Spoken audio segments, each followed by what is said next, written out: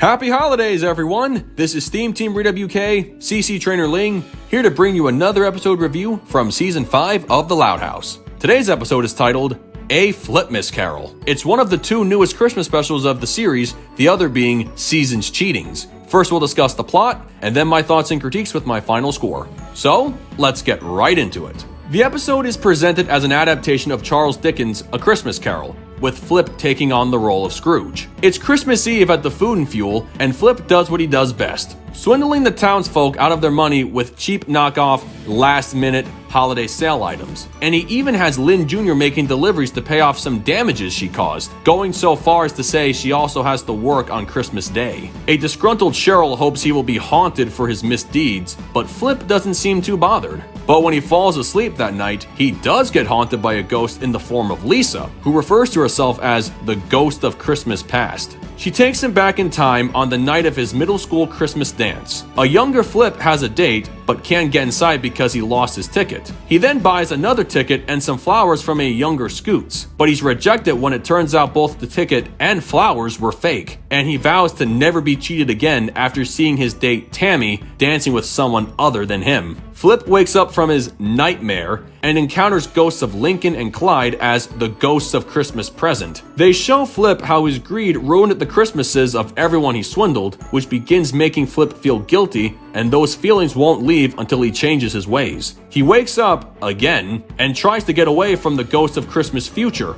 Lucy, but it's no use. She takes him to a time when his business closes down because his customers were fed up with his deception and how no one showed up at his funeral when he died. Feeling dispirited, Flip promises to do good by others when he wakes up in the morning. He dresses up as Santa Claus and goes around town making amends for what he did to his customers, finally ending up at the Loud House to tell Lynn Jr. she doesn't have to work after all and no longer has to pay off the damages she made. He gives presents to each of the Loud kids, including a new meal for their father, courtesy of Tammy, and they all embrace in a holiday hug, while Flip takes back his flippy machine. Well, that concludes the plot of the episode, so now we come to my thoughts and critiques. Even if you think a storyline like A Christmas Carol has been repeated far too many times and it's always predictable, I can still appreciate any adaptation coming from a classic book, and this one from the Loud House is no exception. The episode did a good job of paying homage to the original story, and at least now we know why and how Flip, or Philip Filippini as it says on his tombstone, turned out to be the kind of man he is today. But how did he go from Philip the Flip is my question. Even the teachers in his middle school back in the episode Recipe for Disaster referred to him as Flip, so it makes you wonder how he earned that moniker.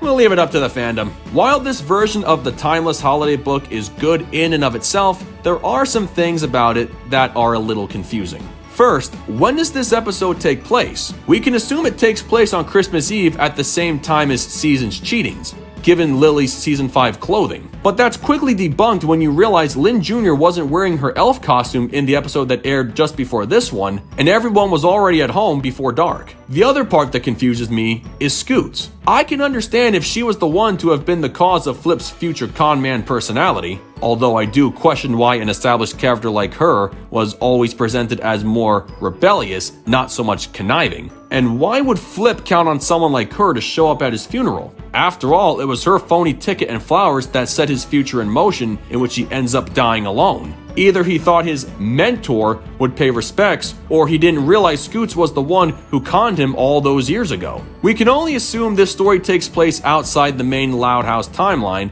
and it's a one-off non-canon special. I know it sounds like a cheap cop-out, but it's the best I got. Considering his present and past teenage selves were lacking his more noticeable body disfigurations, such as his double buttocks, as seen in the previous Season 5 episode Blinded by Science.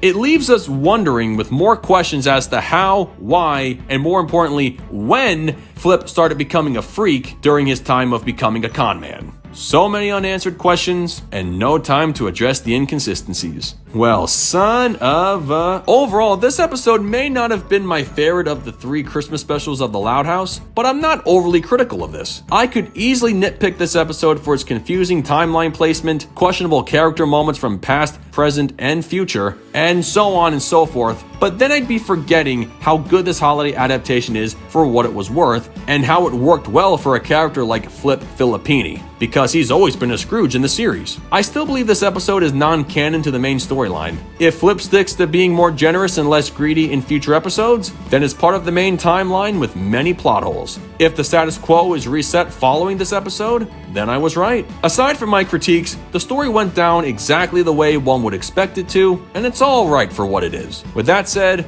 I give A Flipmas Carol a 7.8 out of 10. Well, folks, that concludes my review of A Flipmas Carol. Depending on who you are, it may not be a holiday-themed episode you'll watch over and over, but if you love original takes on ageless Christmas stories, you'll find something good about this. I know I sure did. So what did you guys think of it? Love it? Hate it? Something you would add? Change? Keep it as it is? Let me know in the comments below, and make sure to subscribe to this channel for the latest Loud House content. That's going to do it for me. I'll catch you guys for the next video, but until then, this is SteamTeamRedubUK, CC Trainor-Ling, signing off. Peace out, home slices, and have a Merry Christmas and Happy Holidays to all.